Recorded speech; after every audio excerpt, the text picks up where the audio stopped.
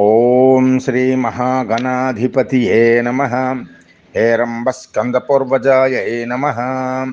విఘ్నధ్వాంతి నివారణైకతరుణిః విఘ్నాటవీహవ్యవాట్ విఘ్నవ్యాలకుల ప్రముక్త గరుడో విఘ్నే భవ పంచాననః విఘ్నోత్తంగగిరి ప్రభేదనగరే విఘ్నాభికుంభోద్భవః.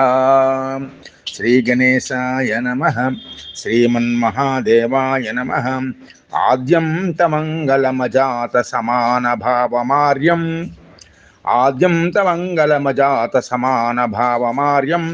తమీస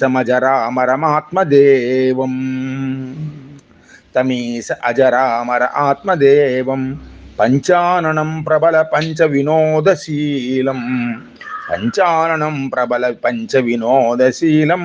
సంభావయే మనసి శంకరమంబికేశం. శ్రీకృష్ణ పరబ్రహ్మణే నమః.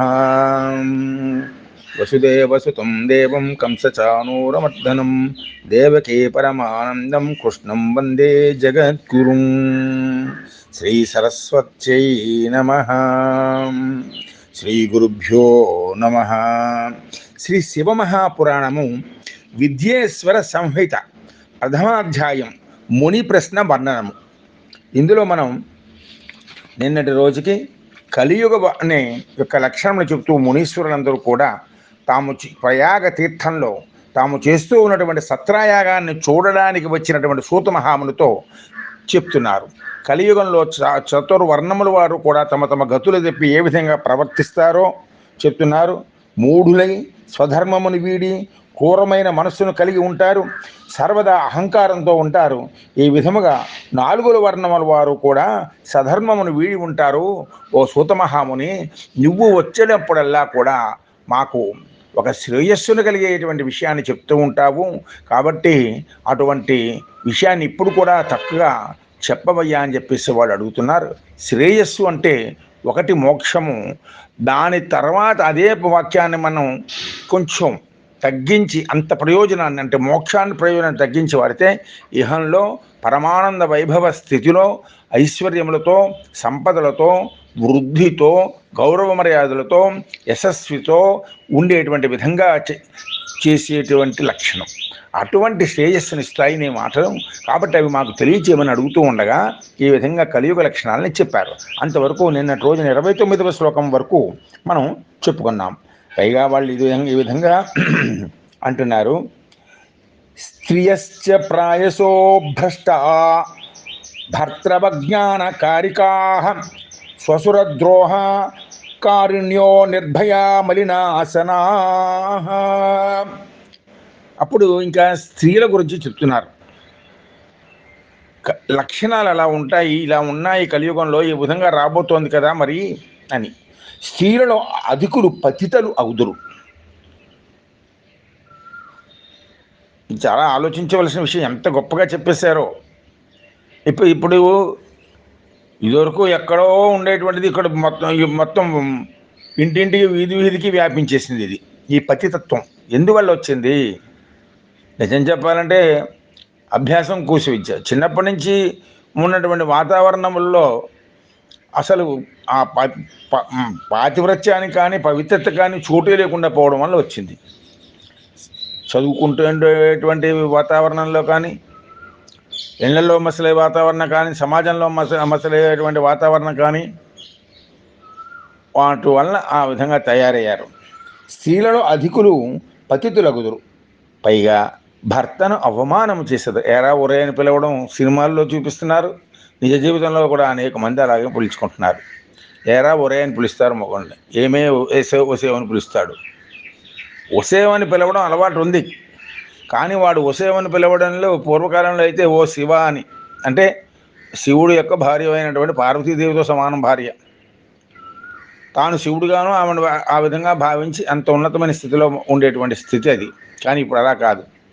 ఒకరి మీద ఒకరికి ఆ విధమైన చులకన భావం. మామకు ద్రోహము తలపెట్టెదరు, భయము వీడి దుష్టముకు ఆహారమును స్వీకరించెదరు. ఆహార విహారాదులు ఏ విధంగా ఉంటున్నాయో చూస్తున్నాం కదా. అది స్త్రియశ్చ ప్రాయసో భ్రష్టా భర్తృవజ్ఞానకారికా స్వసురద్రోహ కారుణ్యో నిర్భయా మలినాశనా కుహావభావనిరతా కుశీలా స్వరవిహల్వా జారసంగరతా నిత్యం సస్వావి విముఖస్తదా. ఇంకా ఎలా ఉంటున్నారంటే చెడు హావభావములను ప్రదర్శించెదరు. ఎవరికి చూసుకున్నా తిప్పుకోవడమే అలంకారాలే. ఎన్ని బ్యూటీ పార్లర్లు అండి, ఎన్ని వందల బ్యూటీ పార్లర్లు, ఎన్ని లక్షల మంది అక్కడ పెడితే కానీ ఏ పనులకి వెళ్ళడం లేదు ఈ రోజుల్లో. చెడు హావభావములను ప్రదర్శించెదరు. శీలమును వీడి కామదాహము కలవారై నిత్యము పరపురుషులతో భోగించెదరు. పైగా తమ భర్తలు యందు అనురాగము లేక ఉందురు. కుహావభావనిరతా కుశీలా స్వరవిహ్వలా జారసంగరతా నిత్యం సస్వామి విముఖాస్తదా.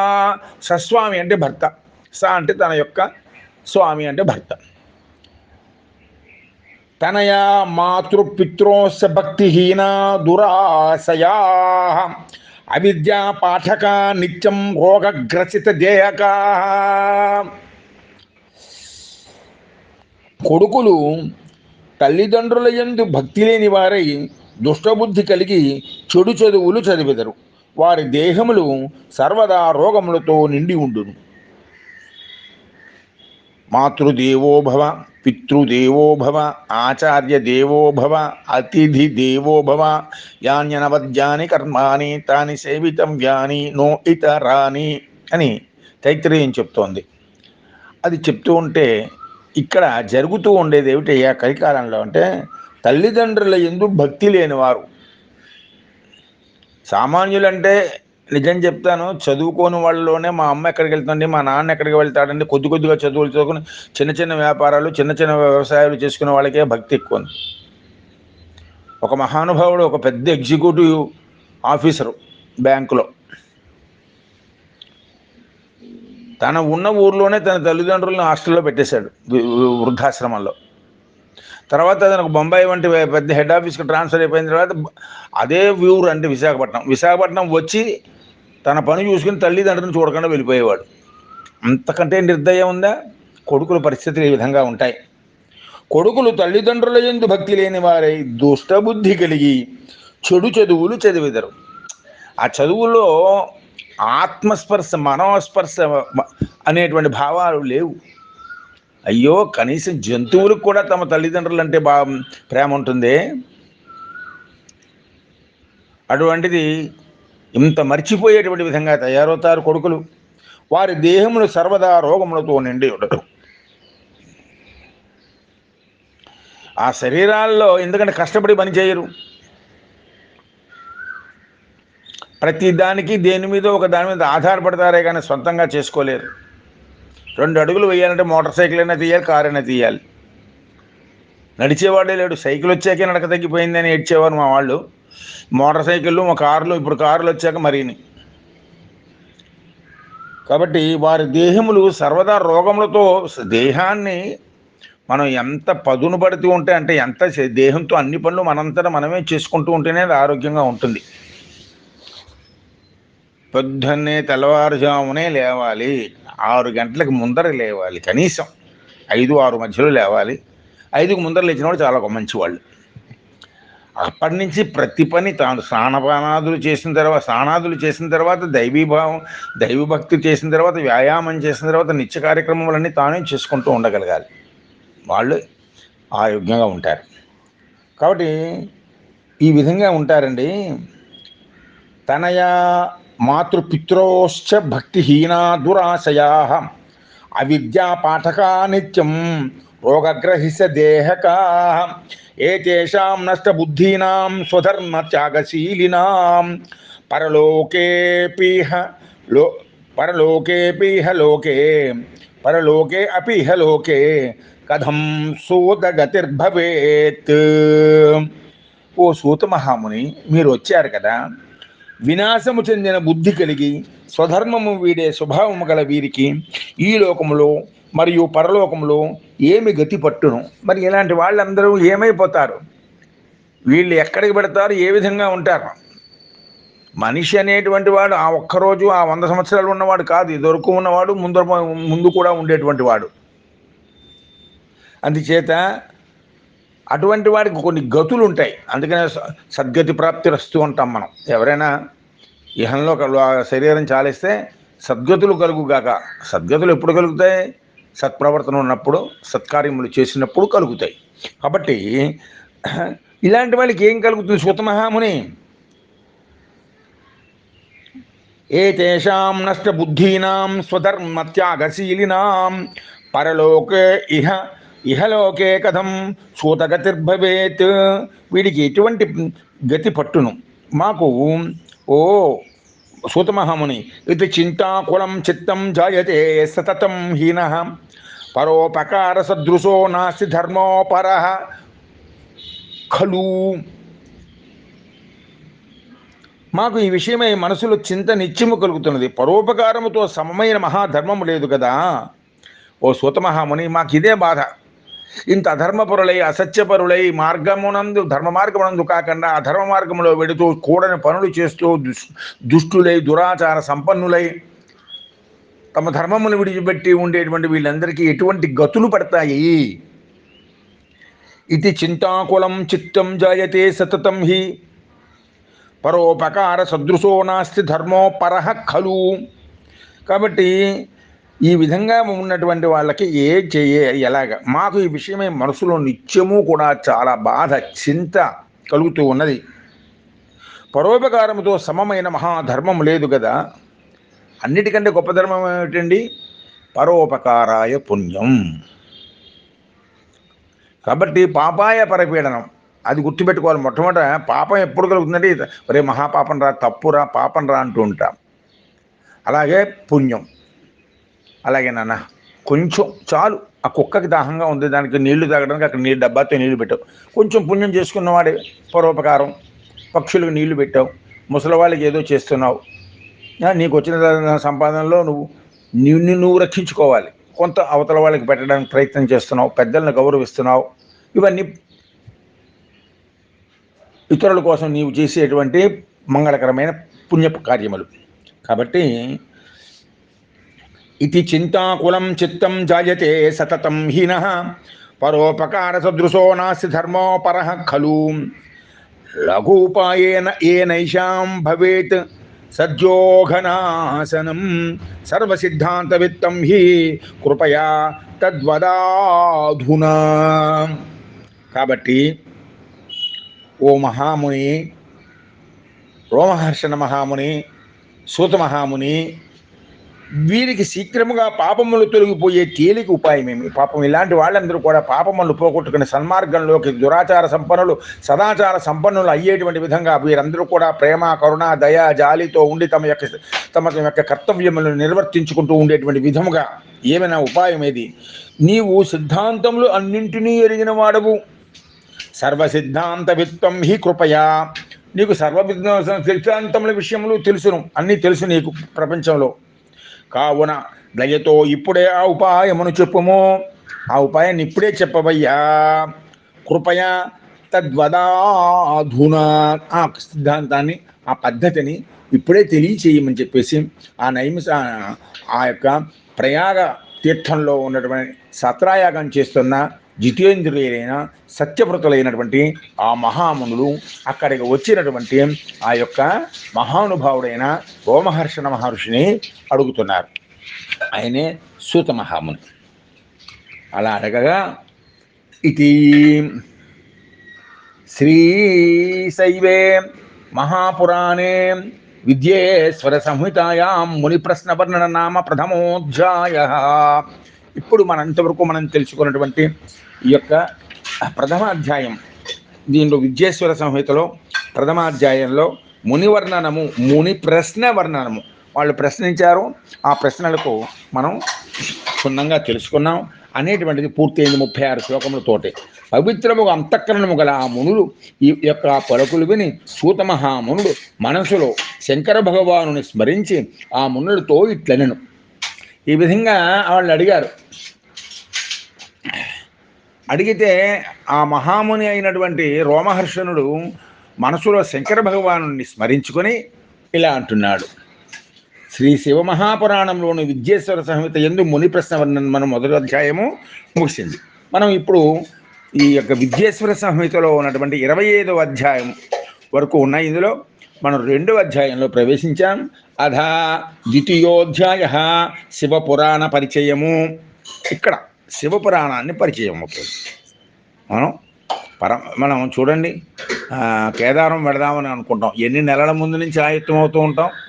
అలా అలా అలా డబ్బులు కూడా పెట్టుకొని అన్నీ చూసుకొని ఎక్కడ ఏం దొరుకుతాయో అన్నీ చూసుకొని, ఏ రైలు ఎక్కాలో ఎక్కడ దిగాలో అన్నీ చూసుకొని, గుర్రాల మీద వెళ్ళాలా, డోలీల మీద వెళ్ళాలా, ఈ రోజుల్లో హెలికాప్టర్లు సులభంగా దొరుకుతున్నాయి, వాటి మీద వెళ్ళాలా, ఇంకా కొత్త ప్రభుత్వం మోడీ గారి ప్రభుత్వం బోలు అవకాశాలు కల్పిస్తోంది వెళ్ళడానికి, సులభం ప్రయాణాలు సులభంగా చేయడానికి, వీటిని ఎలా వినియోగం, ఇవన్నీ చూసుకునే ఒక ఎత్తు అయితే, అక్కడికి వెళ్ళిన తర్వాత ఆ కేదారేశ్వర స్వామి వారి యొక్క దేవాలయాన్ని, ఆ చుట్టుపక్కల ఉన్నటువంటి వాటన్నిటినీ, ఆ ప్రకృతిని చూసి మనం ఆనందించేటువంటి ఆనందం ఇంకొక రకంగా ఉంటుంది. ఆ విధంగా మనం ఇప్పుడు ఆ పరాత్పరుడి అయినటువంటి శంకర భగవానుడి యొక్క పురాణంలోకి పరిచయం చేసుకోబోతున్నాం. సూత మహాముని ఈ విధంగా అంటున్నారు. సూతోవాచ సాధు పృష్టం సాధవో వస్త్రైలోక్య హితకారకం గురుం శ్రుత్వా భవత్స్నేహ వక్షే తచ్ఛృణు ఆదరాత్. ఓ సాధువులారా, సూత మహాముని చెప్తున్నాడు వాళ్ళు అడిగిన ప్రశ్నలకు, మీకు ముల్లోకములకు హితమును కలిగించే యుక్తముకు ప్రశ్నను అడిగితిరి. మీరు అడిగిన ప్రశ్న మీకే కాదు, 3 లోకములకు కూడా, అంటే సర్వ విశ్వములకు కూడా ప్రయోజనం చేసేటువంటి ప్రశ్న అది. మీరు అడిగిన ప్రశ్న వల్ల అందరికీ కూడా చాలా సుఖము కలుగుతుంది, ఆదరణ కలుగుతుంది, ఆనందం కలుగుతుంది, వాళ్ళకి లాభం కలుగుతుంది. గురువుని స్మరించి మీ అందరి మైత్రి వలన చెప్పేదనుగాన ఆదరంతో. ఇప్పుడు నేను ఏం చేస్తానో, నా గురువు గారిని తలుచుకుంటాను. గురోర్గురు గుకారస్య అంధకార రకారస్య తన్నిరోధక. కాబట్టి నా యొక్క అజ్ఞానాన్ని పోగొట్టినటువంటి మహానుభావుడైనటువంటి నా గురువు గారిని ఇప్పుడు నేను తలుచుకుని మీ అందరికీ కూడా ప్రేమతో నాకు తెలిసిన విషయం మళ్ళీ మీకు తెలియచెప్తాను, వినండి అని సూత మహాముని అంటున్నాడు. సాధు పృష్టం సాధవో వస్త్రైలోకహితకారకం గురుం స్మృత్వా భవస్నేహాద్వ్యక్షే వక్షే తచ్ఛృణుత ఆదరాత్. మీకు చక్కగా వినిపిస్తాను మా గురువు గారి నమస్కారాలు చేసుకొని అని చెప్తూ, వేదాంతసార సర్వస్వం పురాణం శైవముత్తమం సర్వాఘౌఘౌ ఉద్ధారకరం పరత్ర పరమార్థదం.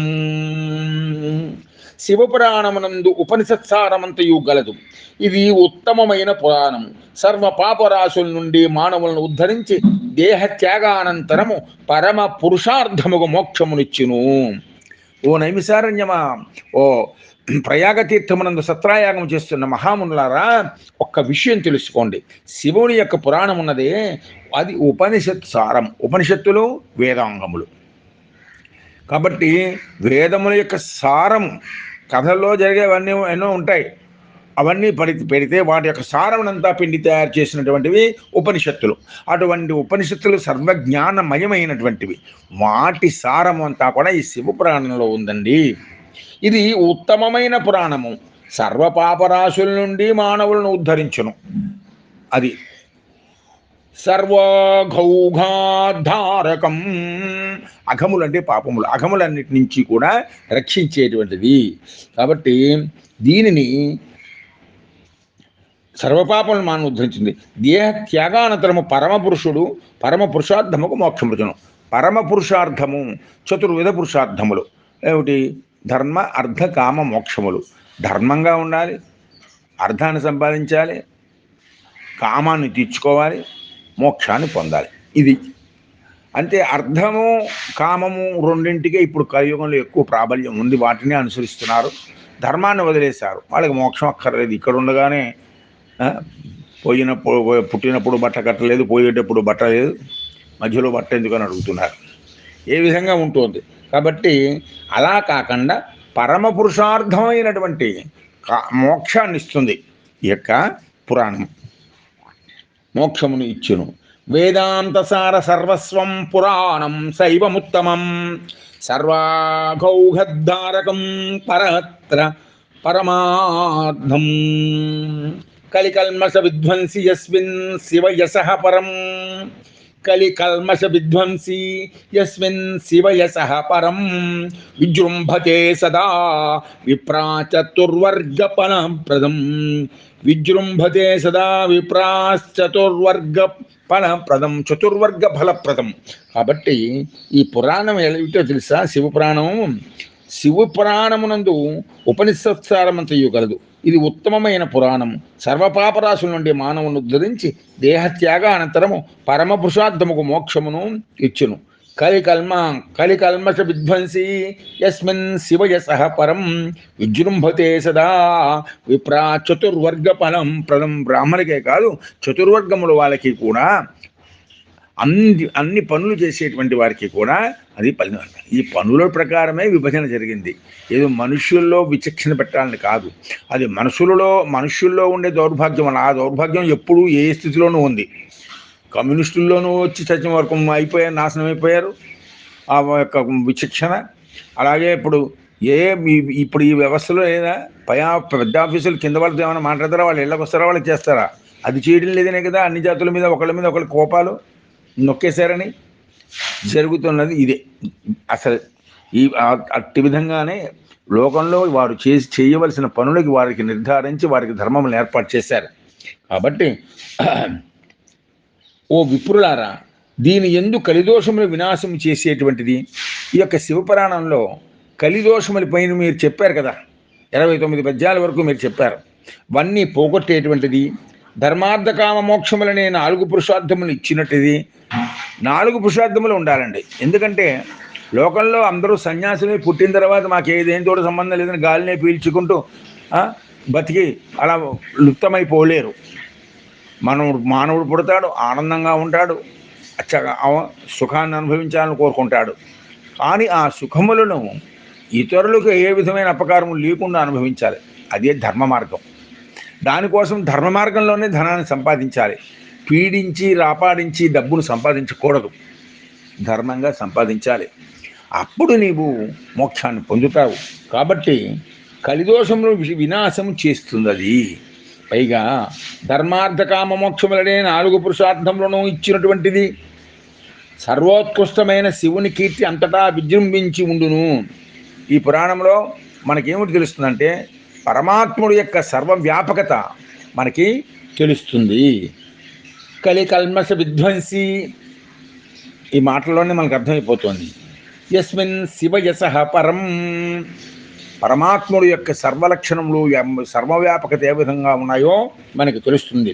విజృంభతే సదా విప్రా చతుర్వర్గ ఫలం ప్రదం, అందరికీ గొప్పవైనటువంటి ధర్మార్థకామ మోక్షముల యొక్క ఫలితములను ఇస్తుంది.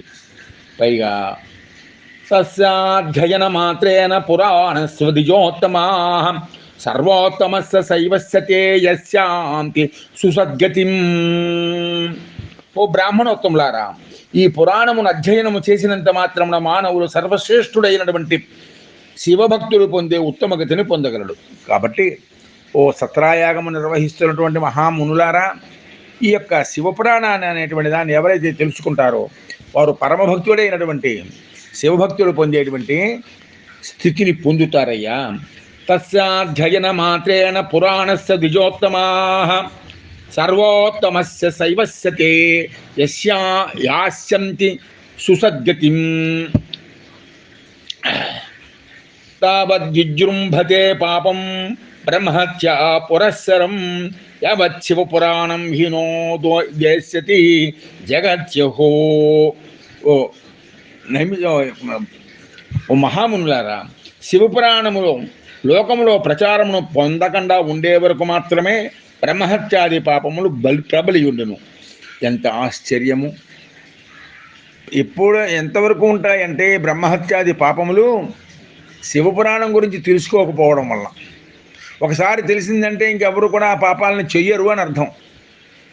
కాబట్టి శివపురాణములో లోకములో ప్రచారము పొందే వరకు మాత్రమే బ్రహ్మహత్యాది పాపములు ప్రబలియుండును. శివపురాణం తెలుసుకున్న తర్వాత పాపము చెయ్యడు. అది తెలుసుకున్నా కూడా పాపం చేస్తే నీకు కర్మఫలం అంతే. అది నీకు అప్పుడు కూడా జ్ఞానం రాకపోతే ఇంకేం లేదు. కాబట్టి ఏమి ఆశ్చర్యమో కదా. ఎంత ఆశ్చర్యం అండి. ఆశ్చర్యం ఆశ్చర్యం ఆశ్చర్యం.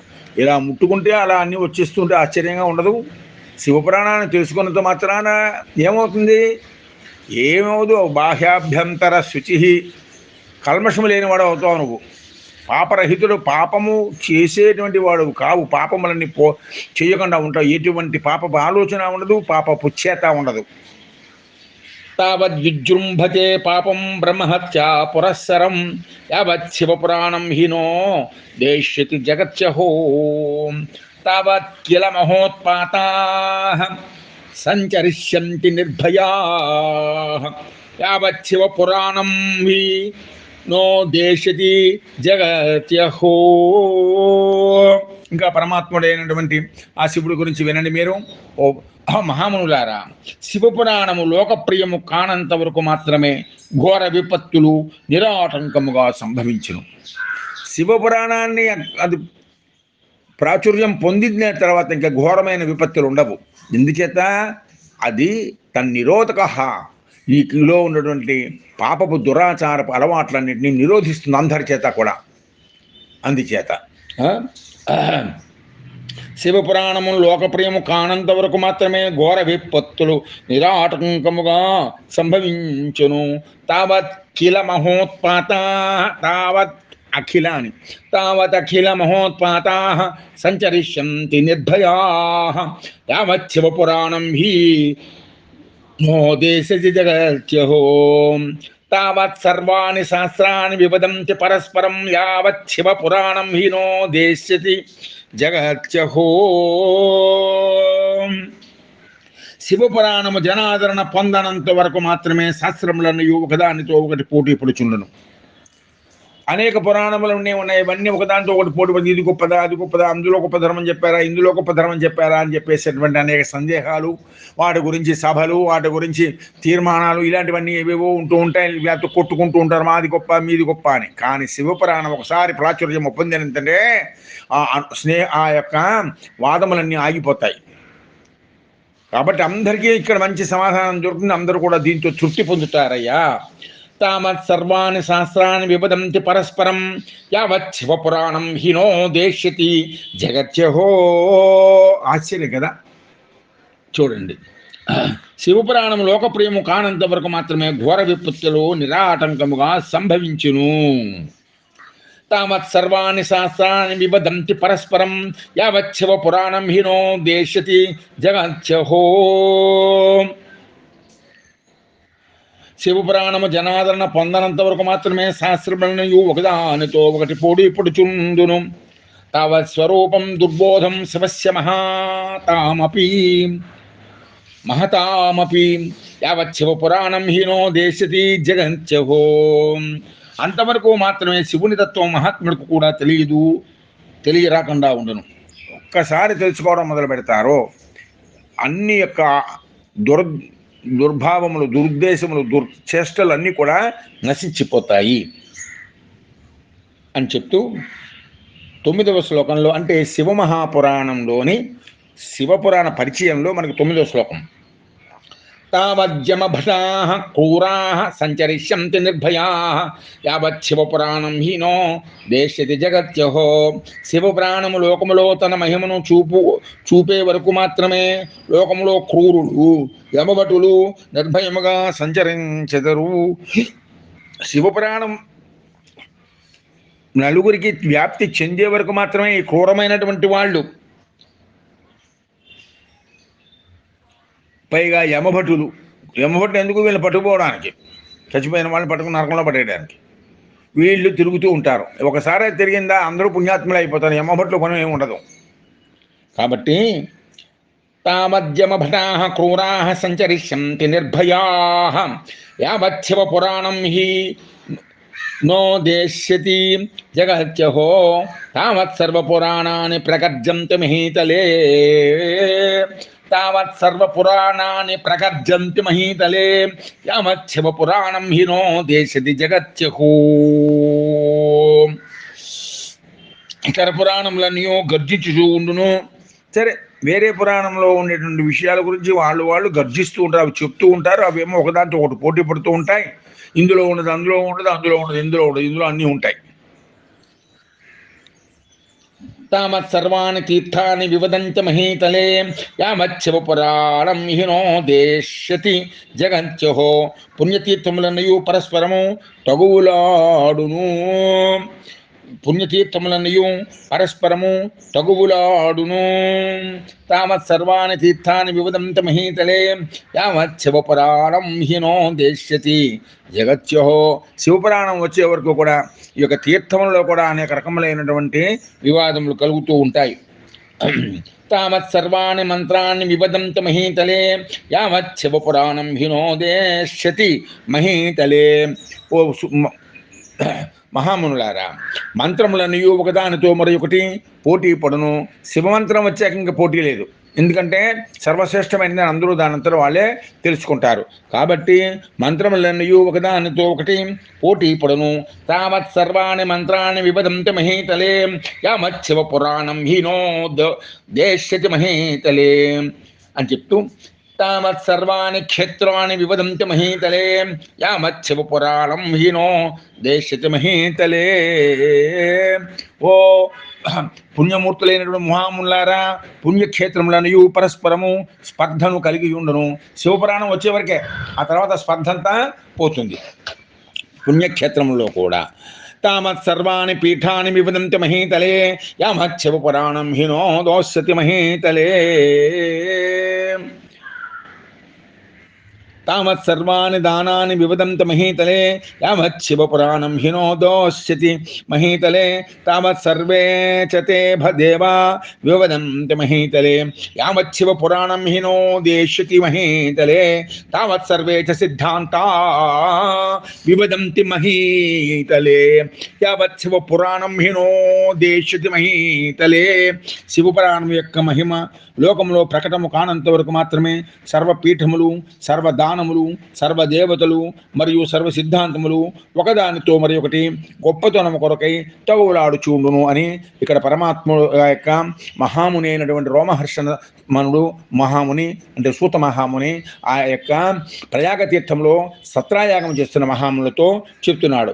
శివపురాణము యొక్క మహిమ లోకంలో ప్రకటితము కానంత వరకు మాత్రమే అన్ని పీఠములు, అన్ని దానములు, సర్వదేవతలు, సర్వసిద్ధాంతములు ఒకదానితో ఒకటి గొప్పతనము కొరకై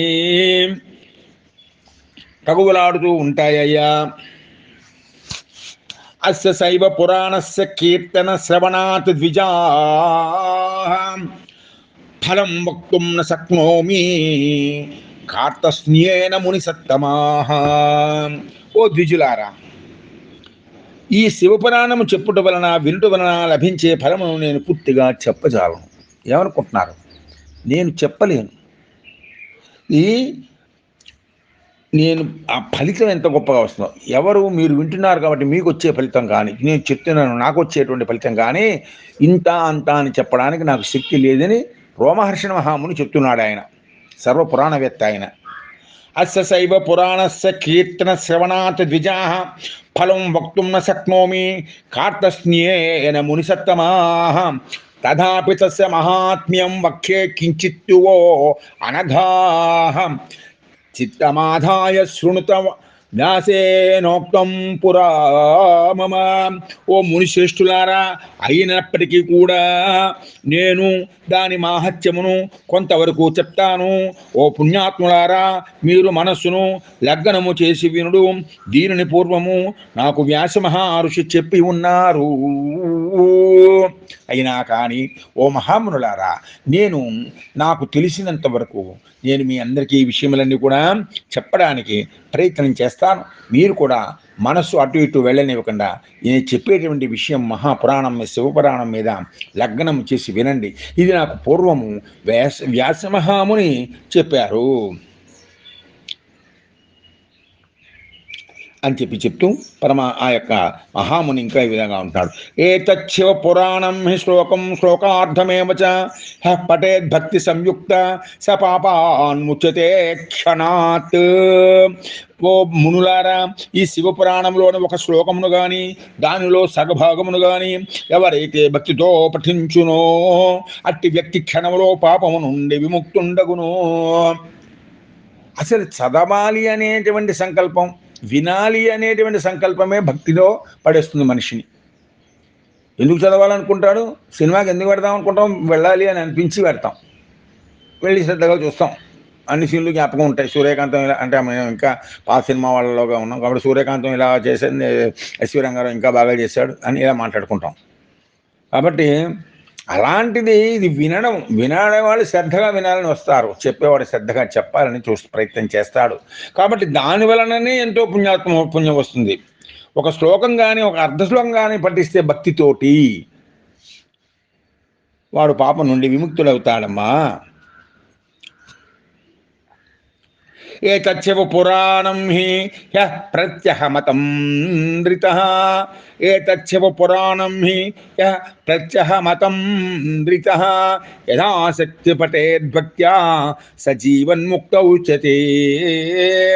ఈ శివ పురాణమును ఎవరైతే ప్రతిదినము సోమర్తనమును విడిచిపెట్టి శక్తి మేరకు భక్తితో పఠించుదరో అట్టివాడు జీవన్ముక్తుడనబడును. జీవన్ముక్తుడే అవుతాడు వాడు.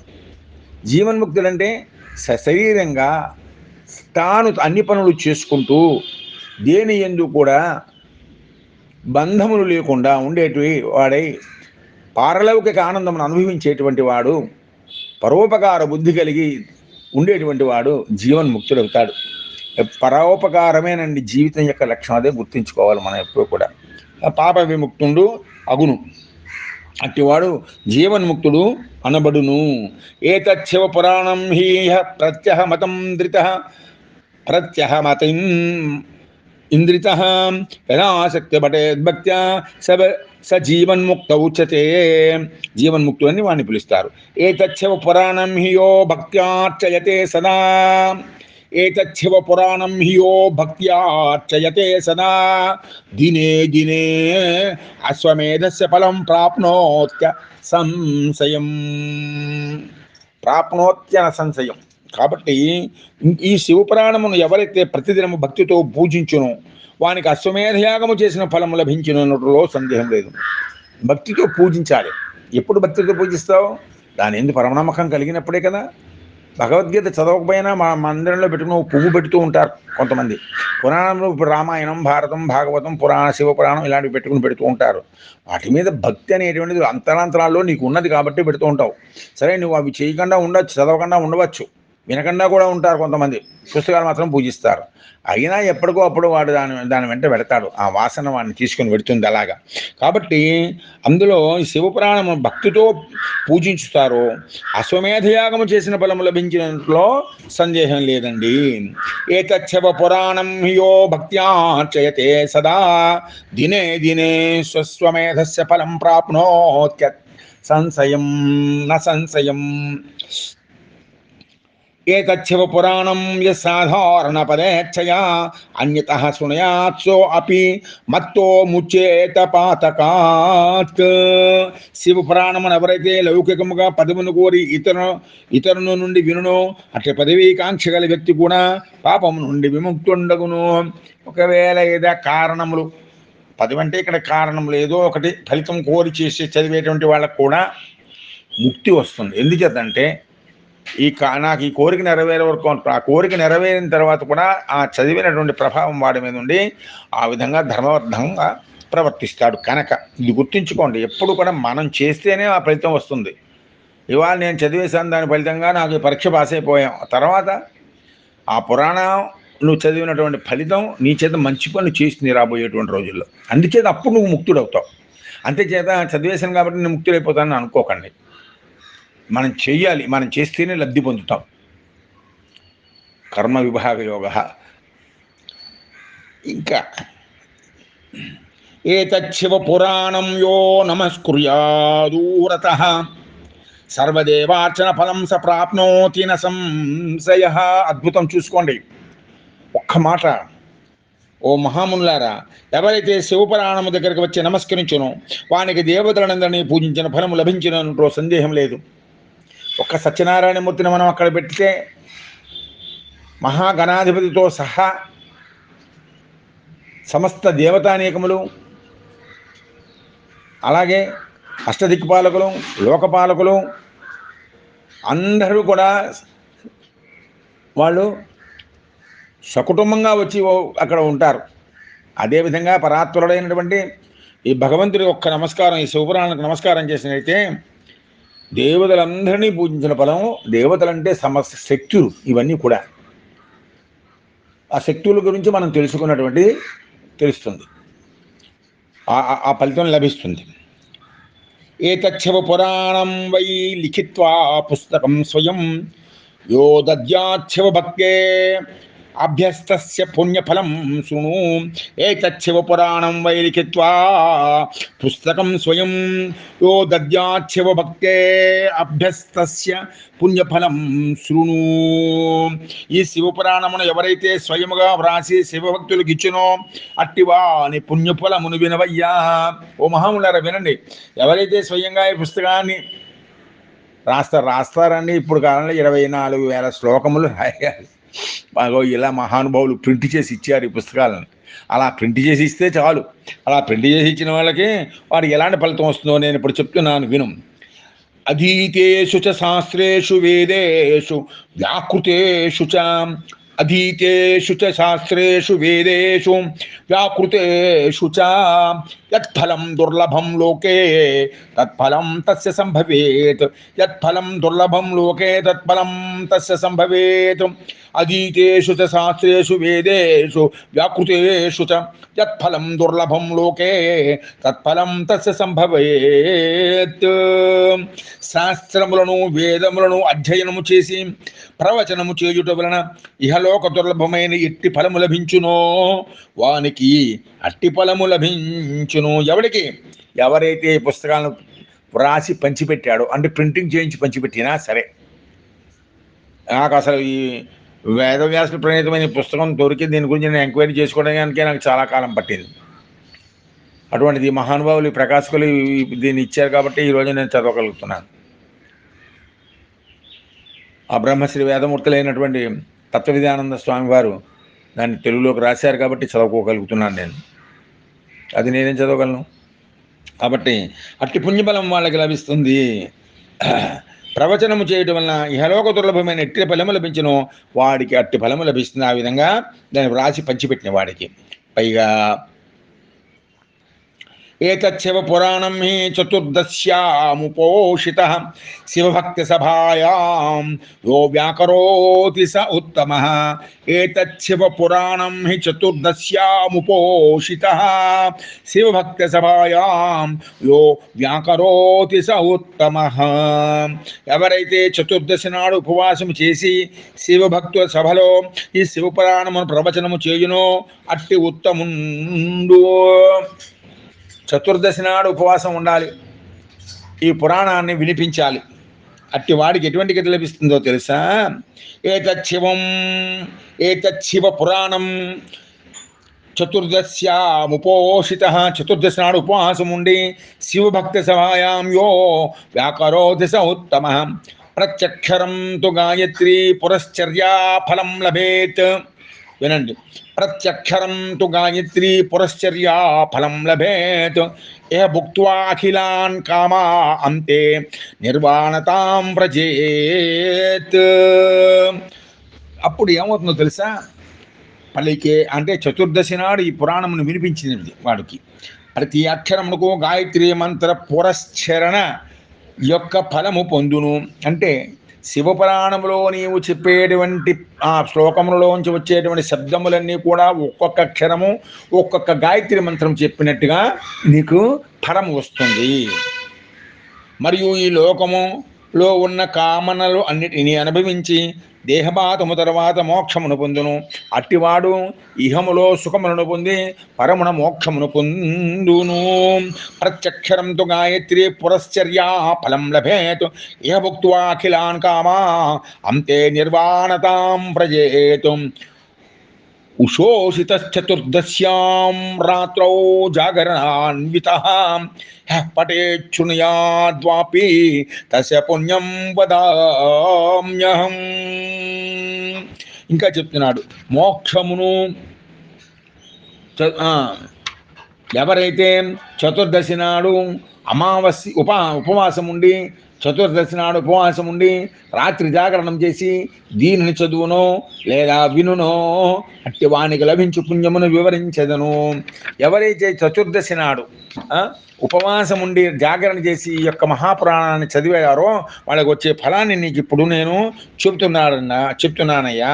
ఉపోషిత చతుర్దశ్యాం, చతుర్దశి నాడు ఉపవాసం ఉండి రాత్రౌ జాగరణాన్వితః, రాత్రంతా జాగరణం చేసి హెప్పటే చుణయాద్వాపి తస్య పుణ్యం వదామ్యహం, ఆ పుణ్యం గురించి నీకు చెప్తున్నాను. కురుక్షేత్రాది నిఖల పుణ్యతీర్థేష్వనేకసః ఆత్మతుల్యధనం సూర్యగ్రహణే సర్వతోముఖే.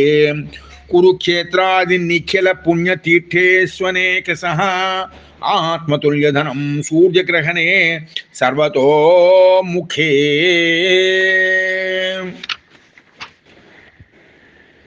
కురుక్షేత్రము మొదలైనటువంటి పుణ్యతీర్థములలో సంపూర్ణ సూర్యగ్రహణం నాడు అనేక పర్యాయములు తన బరువుతో సమానమైన ధనమును ఎవరు ఇలా చదివినటువంటి వాడికి, అంటే చతుర్దశి నాడు ఉపవాసం ఉండి ఆ యొక్క జాగరణ చేసి పురాణం చదివి వినిపించినటువంటి వాడికి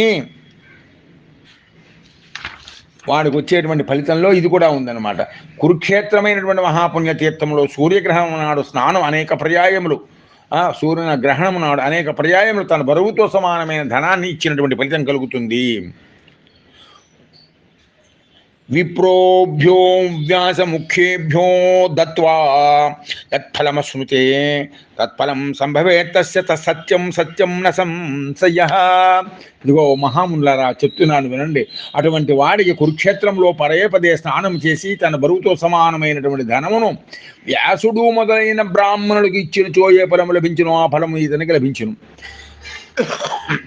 పరమశ్రేష్ఠుడైనటువంటి పరాపేక్ష లేనటువంటి వారికి ఇచ్చినటువంటి ఆ ధనం లోకానికి ఉపయోగపడుతుంది. లేదా లోకానికి ఉపయోగపడుతూ సంసారములను ఈదుకుంటూ వస్తున్నటువంటి వారికి ఇచ్చినట్లయితే లోకంలో జ్ఞానాభివృద్ధి అయింది, లోకమంతా కూడా జ్ఞానంతో సత్య మార్గంలో వర్ధిల్లుతుంది. అటువంటి వారికి ఇచ్చినటువంటి ధనము యొక్క ఫలితం ఏమిటో అటువంటి ఫలితం కలుగుతుంది. ఆ క్షేత్రంలో ఇచ్చినటువంటిది ఎక్కడ? కురుక్షేత్రంలో. ఆ ఫలము ఇతనికి లభించును. ఇది ముమ్మాటికి సత్యము, సందేహం లేదు. ఇది సత్యము సత్యము సత్యము అని ఈ యొక్క రోమహర్షణ మహాముని ఆ యొక్క సత్రాయాగము చేస్తున్న ప్రయాగతీర్థములో సత్యవంతులు జితేంద్రియులైన మహామునులకి తెలియజేశాడు. ఈరోజు మనం చాలా ఎక్కువసేపు తీసుకున్న సమయం 31వ శ్లోకం వరకు ఇందులో పూర్తి చేసాం. అందులో 29 నుంచి పూర్తి చేసాం. ఇందులో విద్యేశ్వర సంహిత, ఇదేమో శివపురాణ పరిచయంలో. ఓం తత్సత్. ఏతత్ సర్వం శ్రీ ఉమామహేశ్వర చరణారవిందార్పణమస్తు. ఓం తత్సత్. శ్రీకృష్ణ పరబ్రహ్మణే నమః. లోకా సమస్తా సుఖినో భవంతు. హరి ఓం. ఓం జై శ్రీరామ్.